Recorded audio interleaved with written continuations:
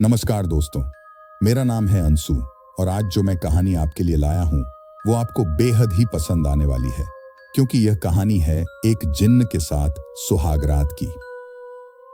दोस्तों, ये कहानी मेरे एक सब्सक्राइबर नीतू ने हमें भेजी है। तो कहानी शुरू करने से पहले आप हमारे चैनल को सब्सक्राइब जरूर कर लें। चलिए कहानी शुरू करते हैं।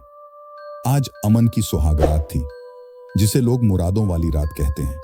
लेकिन यह कैसी अजीब बात थी कि उन्हें आज रात से पहले घर खाली करना था, जिसमें उसकी नई नवेली दुल्हन के कदम आए थे। ये रात घूंघट उठाकर प्यार भरी बातें करनी थी।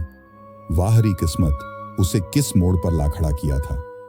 आज यदि अमन के वालिदैन जिंदा होते तो उसे यह दिन देखने की जरूरत ना पड़ती। खाला ने उसकी परवरिश की थी, उसका एहसान जताना वह अपना हक समझती थी। उसने उसके पालन पोषण में लगे एक एक पाई का हिसाब रखवा लिया था, यहां तक कि निकाह में मिली धन दौलत को हड़प लिया था। इसके बाद दुल्हन के गहने आदि दौलत हथियाने की फिराक में थी। अमन ने बहुत समझौता करने की कोशिश की, मगर खाला की हट खत्म नहीं हुई। साथ ही रात से पहले पहले मकान खाली करने का हुक्म भी दे दिया था। रिश्तेदारों ने भी समझाया, पर खाला पर तो लालच का भूत सवार था। रोजाना की लड़ाई से तंग आकर के अमन मकान की तलाश में निकल पड़ा। उसने कई गली मोहल्ले में मकान ढूंढा, परंतु उसे कोई भी मकान किराए पर नहीं मिला। फिर वह उस पीपल वाले मकान के बाहर पहुंचा, जो लंबे समय से खाली था। उस घर में एक पीपल का बहुत विशाल पेड़ था, इसीलिए सभी उस घर को पीपल वाला घर कहते थे। उसे एक औरत ने यह भी बताया था कि इस मकान में किसी जिन्न का साया है। इन बातों पर अमन विश्वास नहीं करता था। शायद इसकी वजह यह हो सकती थी, उसे इस किस्म की मखलूकत से कोई खौफ नहीं था। वह तलाश करता हुआ उस मकान तक जा पहुंचा। दरवाजा बाहर से लॉक था, शायद अंदर से कुंडी लगी हुई थी। अमन ने दरवाजे पर दस्तक दी तो पहले ही दस्तक में दरवाजा खुल गया। क्या बात है, कौन हो तुम? दरवाजा खुलने वाला एक बहुत ही उम्रदराज व्यक्ति था। उसके चेहरे से दहशत टपक रही थी। झुर्रियों से उसका चेहरा उसकी उम्र का पता दे रहा था। उसके चेहरे की अवारत से पता चलता था कि बूढ़ा जमाना शयास शख्स है। जी, मेरा नाम अमन है, मुझे किराए पर मकान चाहिए। तुम्हारे साथ कौन रहेगा? पर जनाब, मेरी शादी आज ही हुई है। मैं अपनी बीवी को लेकर आज ही इस मकान में रिहायशी करना चाहता हूं। ठीक है, अंदर आ जाओ और मकान देख लो। शुक्रिया, अमन ने मकान में दाखिल होते हुए कहा। मकान 2 कमरों का था, जिसके सामने किचन, बाथरूम, वॉशरूम अलग अलग बनाए गए थे। एक तरफ दीवार खड़ी की गई थी, जिसके एक तरफ वह पीपल का दरख्त था, जिसकी वजह से उसका नाम पीपल वाला मकान पड़ गया था।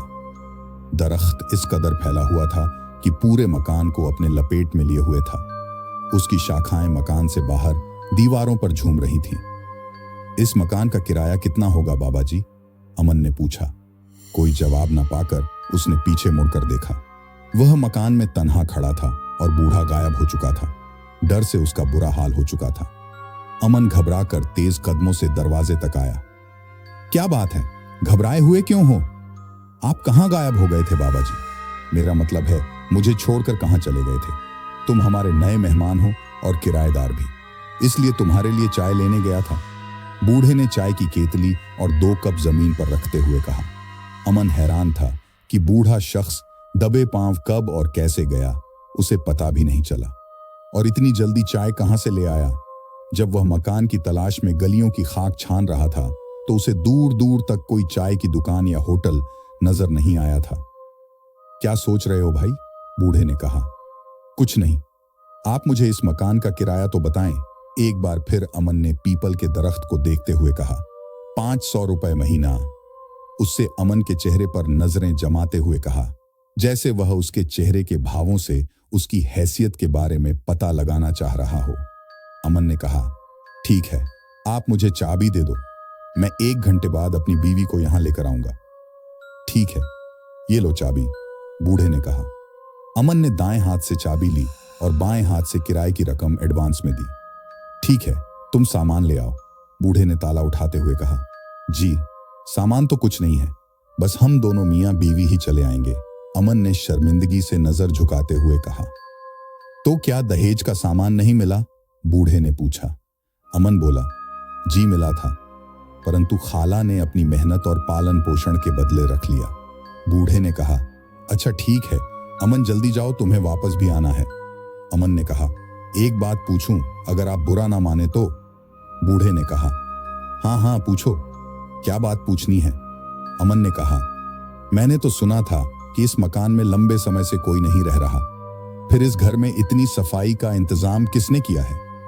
दीवारों का पलस्टर कहीं से उखड़ा हुआ नहीं है, दीवारों का रंग सही सलामत है, ऑयल पेंट इस तरह चमक रहा है जैसे आज ही किया हो, और तो और जमीन का फर्श भी टूटा फूटा नहीं है। तो बूढ़े ने कहा, तुम ठीक कहते हो, दरअसल तुमसे कुछ दिन पहले एक परिवार ने यह मकान पसंद किया था, उन्होंने ही इसकी मरम्मत वगैरह का काम करवाया है।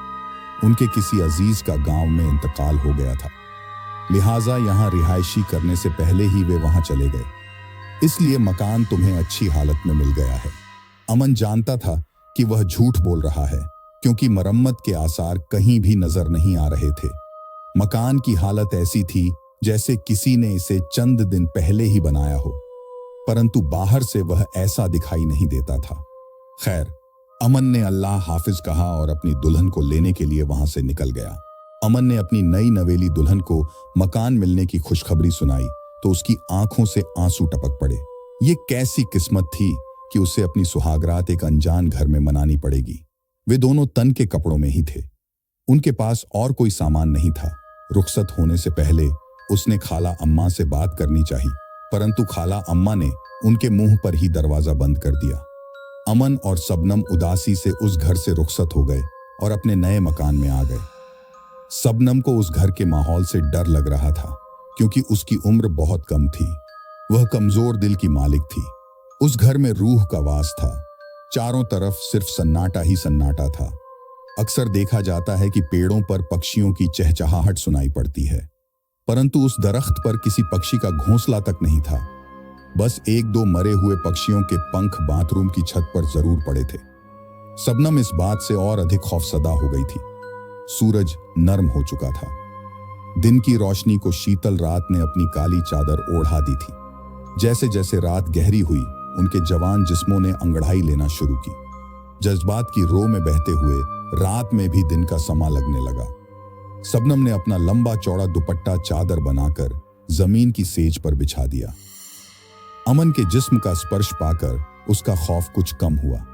इससे पहले कि वह जज्बात के तूफान में बह जाते, अमन के मोबाइल फोन पर घंटी बजी। अमन ने फोन उठाने के लिए हाथ बढ़ाया तो सबनम ने उसका हाथ पकड़ लिया। रहने दो ना, न जाने इस वक्त किसका फोन है।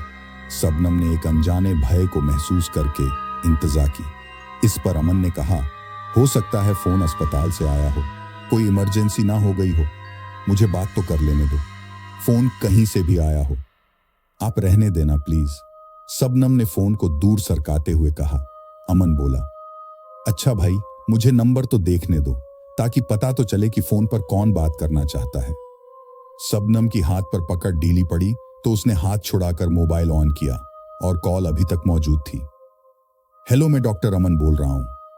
उधर से नर्स की आवाज आई, सर, आपको एमडी सर ने तुरंत बुलाया है। हमारे अस्पताल के सामने वाले रोड पर बहुत खतरनाक एक्सीडेंट हो गया है, आप जल्द से जल्द आ जाएं। अमन ने फोन काटा और तैयार होते हुए बोला, माफ करना सबनम, मुझे अस्पताल जाना होगा। मेरा क्या होगा? इस अंधेरी रात में और खौफनाक माहौल में तो मैं मर ही जाऊंगी। सबनम ने अमन के चौड़े सीने पर सिर रखते हुए कहा। सबनम, तुम भी मेरे साथ चलो, मैं तुम्हें किसी मॉल में ठहरा दूंगा। यह बात अमन ने बगैर सोचे कही थी। सबनम बोली, नहीं, मैं दुल्हन के लिबास में कहीं नहीं जाऊंगी, मुझे बहुत शर्म महसूस होती है। अमन बोला, अच्छा सबनम, समझने की कोशिश करो, मैं डॉक्टर हूं, इंसानी जाने बचाना मेरा फर्ज है। तुम डरो मत, मैं जल्दी फुर्सत पाते ही वापस आ जाऊंगा, तुम अंदर से कुंडी लगा लो। अमन ने उसके माथे को चूमते हुए कहा। सबनम ने एक बार फिर उसे रोकने की कोशिश की। सबनम, प्लीज, इंसान की जिंदगी सबसे कीमती गहना है, और फिर मैंने तो शादी से पहले ही समझा दिया था कि मेरा पेशा ऐसा ही है, मैं तुम्हें अपने पेशे पर तर्ज नहीं करने दूंगा। अमन के इस तर्क ने उसे लाजवाब कर दिया था। अमन चला गया। सबनम ने कुंडी लगा दी। वह चुपचाप जमीन पर बैठकर काफी देर सोचती रही। अमन की नई नौकरी थी, कहीं नौकरी से निकाल न दिए जाएं। तब उसके दिल को तरस मिली। किराए के मकान को घर बनाने और उसे बसाने के लिए बहुत बड़ी रकम की जरूरत थी, और इतनी बड़ी रकम तो कड़ी मेहनत से ही कमाई जा सकती थी। रात का पहला पहर बीत रहा था। शबनम की आंख ना जाने किस तरह लग गई। अभी कुछ समय गुजरा होगा कि आंगन में उसे किसी चीज के गिरने की आवाज आई तो उसकी आंख खुल गई। रात का अंधेरा, तन्हाई का आलम और खौफजदा माहौल में धम की आवाज ने उसकी नींद उड़ा दी। पहले तो वह समझी कि शायद वहां कोई बिल्ली होगी, मगर दूसरी लम्हे उसके चेहरे का रंग सर्द पड़ गया, क्योंकि दरवाजे की कुंडी भी खुली हुई थी। अब तो उसे यकीन हो गया था कि कोई शख्स दीवार फांदकर घर में दाखिल हुआ है। हो सकता है कोई चोर हो, क्योंकि चोर ही सबसे पहले अपने भागने का रास्ता तलाश करते हैं। चोर ने भागने के लिए कि दरवाजे की कुंडी खोल दी होगी। चोर का ख्याल आते ही वह थर थर कांपने लगी। यह डर तो नहीं था कि चोर माल चोरी करेगा, क्योंकि माल तो था ही नहीं। उसे अपनी जान और इज्जत का डर था। एक औरत के लिए उसकी इज्जत ही सबसे बड़ी और प्यारी होती है।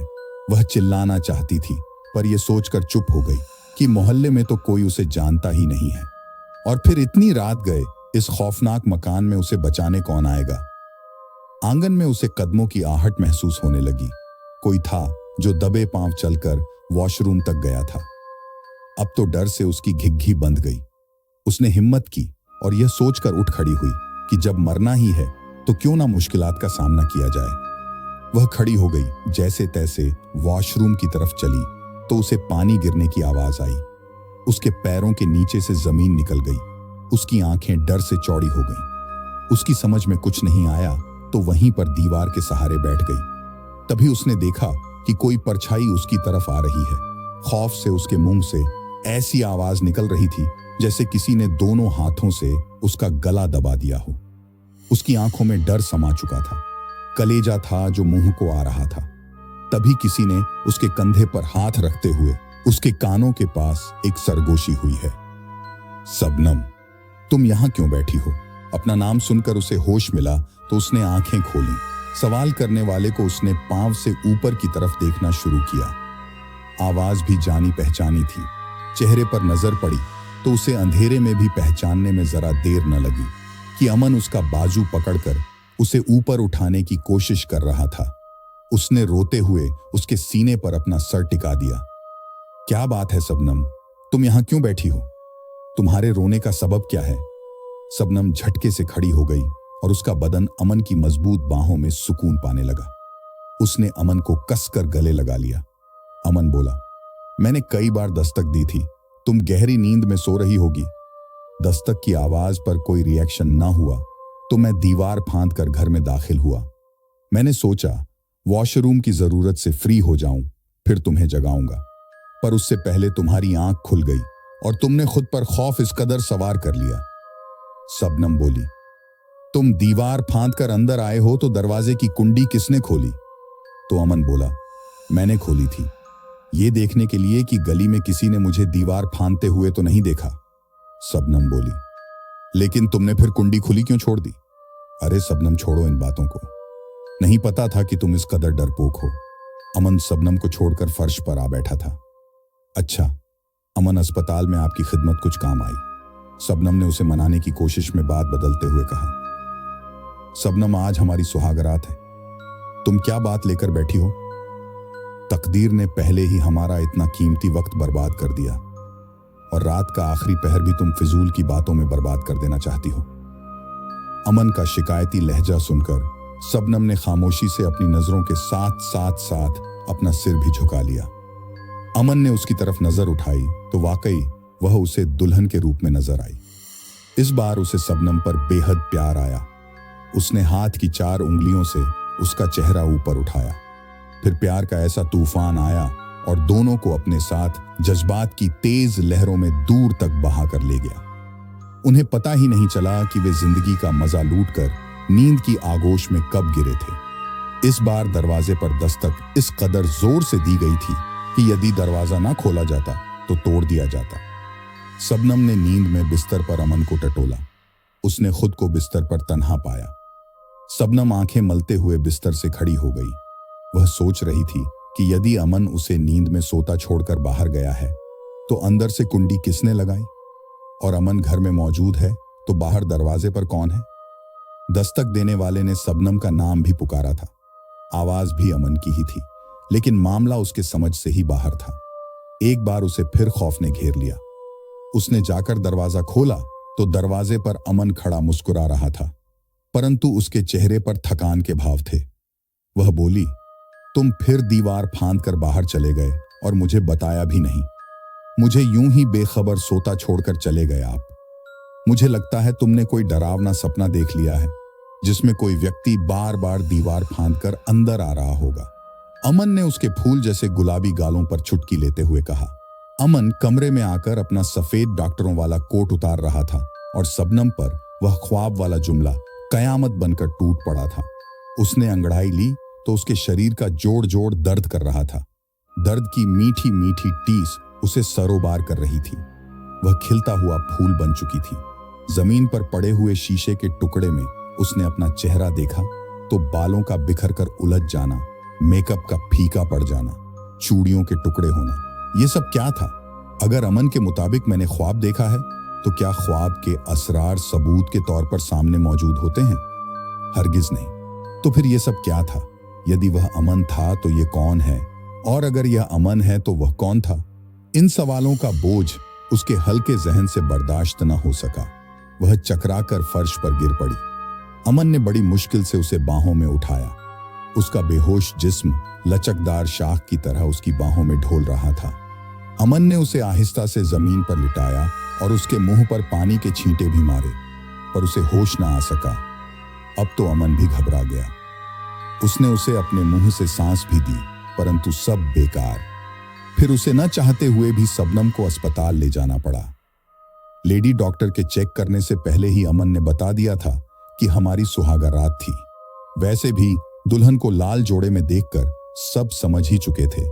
मुश्किल से होश आने के बाद लेडी डॉक्टर ने एक शर्त पर ही उसे डिस्चार्ज किया कि उसे 1 सप्ताह तक पूर्ण आराम करने देंगे। मैं उस घर में नहीं जाऊंगी, शबनम ने अमन से नजरें चुराते हुए कहा। पर शबनम, बताओ तो सही, आखिर हुआ क्या है? मैं जब से घर लौटा हूं तुम बहकी बहकी बातें कर रही हो। तुम मुझे पागल कहो या कुछ भी, बस मैं उस घर में नहीं जाऊंगी, शबनम ने औरतों वाली जिद करते हुए कहा।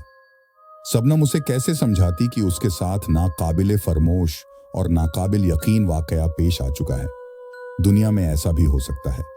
ये तो उसने कभी सपने में भी नहीं सोचा था कि कोई गैर रूह उसके शौहर के रूप में आकर उसके जिस्म की मालिक बन सकती है। अमन बोला, शबनम, क्या अस्पताल से बाहर खड़े होकर ही सारी बातें करनी है?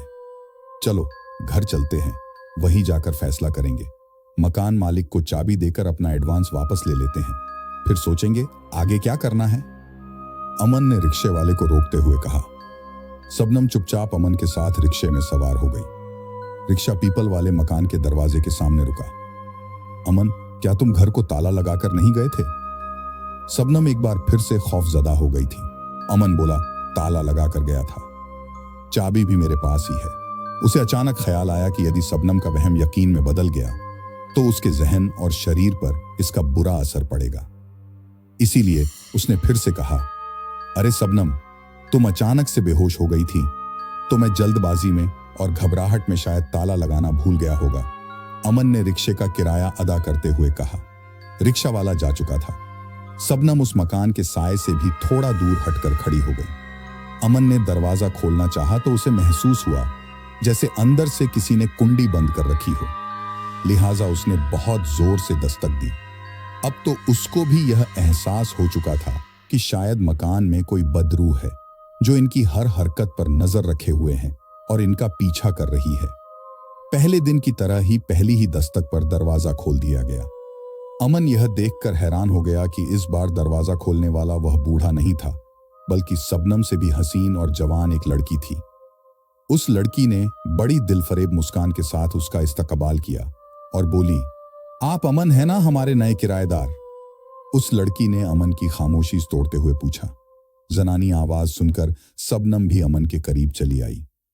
शबनम को देखते ही उसने अपना हाथ बड़ी अदा के साथ आगे बढ़ा दिया। अमन बोला, जी हाँ, मैं अमन हूं। पर आप कौन हैं? वह लड़की मुस्कुराते हुए बोली, मैं पुष्कर बाबा की सबसे छोटी बेटी हूं।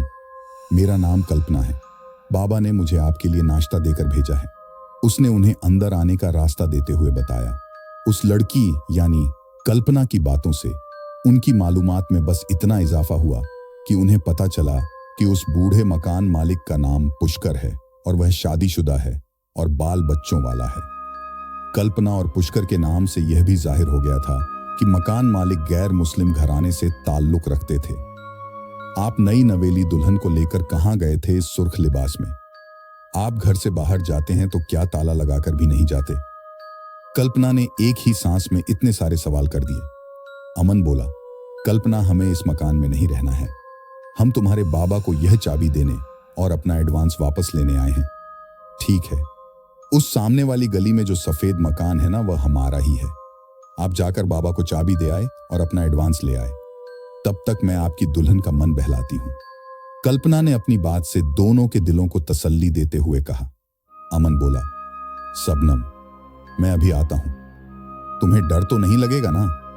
शबनम ने कहा, जब तक आप आएंगे कल्पना मेरे साथ है, और फिर दूसरा मकान लेने के लिए एडवांस की रकम की जरूरत तो पेश आएगी ही ना। आप जल्दी जाकर वापस आइए। आप मकान क्यों खाली करना चाहते हैं? कल्पना ने शबनम के मेहंदी वाले हाथों को अपने हाथों में लेते हुए कहा। शबनम बोली, मुझे इस घर में इस पीपल के दरख्त से बहुत डर लगता है।